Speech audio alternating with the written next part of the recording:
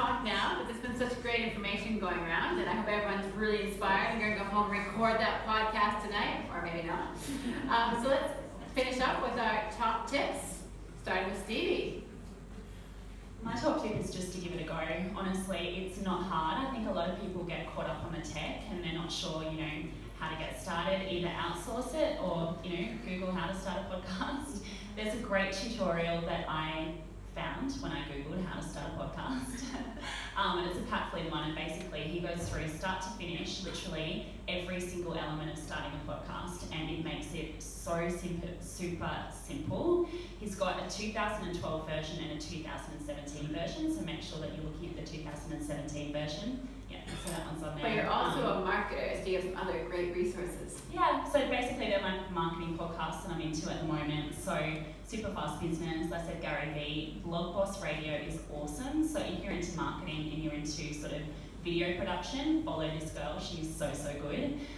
Jack DeLosa is amazing, he's obviously the head of the Entourage. His podcast it really kind of makes you think, so he gets deep into some of the mindset stuff, but then also the business stuff as well. I am absolutely addicted to his podcast at the moment, and Tropical MBA I love as well. In terms of books, it's a little bit off topic, but Jab, Right Hook, I love Gary Vee, but the reason why This is a big Gary Vee I know. The reason I put it in there is because he talks in that book about the importance of adding value first, and I think as a business, it's so important to really kind of do that, especially if you're in a field where you need to showcase your expertise and that you know your stuff, and podcasting allows you to do that. So that's an excellent list. Just a quick note, I think we're sharing these on Facebook, Lisa? Yes, so everyone's frantically writing things down. They'll be available later. Down to you.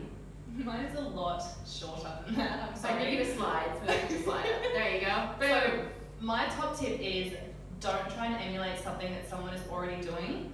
It's very hard not to do that, especially when you get started, because you're constantly looking for inspiration and ways you can, monetize it and capitalize it and make it better. But if you honestly just speak your truth or your brand's truth, the content will come naturally and organically, and you will find your own stride and your own followers.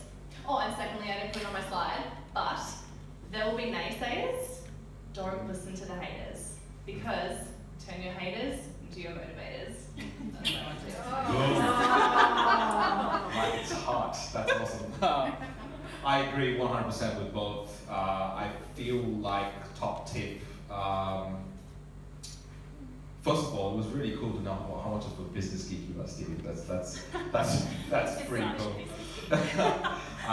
You're gonna hate me when I tell you I'm spending a day with Gary next month. Why can't you take her with you? I'm available. I feel like the tech is not important, and I feel everyone sort of kind of goes, I want to take great pictures, what kind of camera should I buy? It's like, what kind of pictures do you want to produce? What kind of message are you trying to send out to the world? Because you can genuinely make a difference to a bunch of people, and what kind of message should you create for them to kind of go, that my life that was going in one direction has now changed in a different one. And if you think it's about creating a podcast, you've missed the point. It's about giving a voice to the people that need to be heard the most, and I think that's the most important. Well, let's give our panelists another round of applause.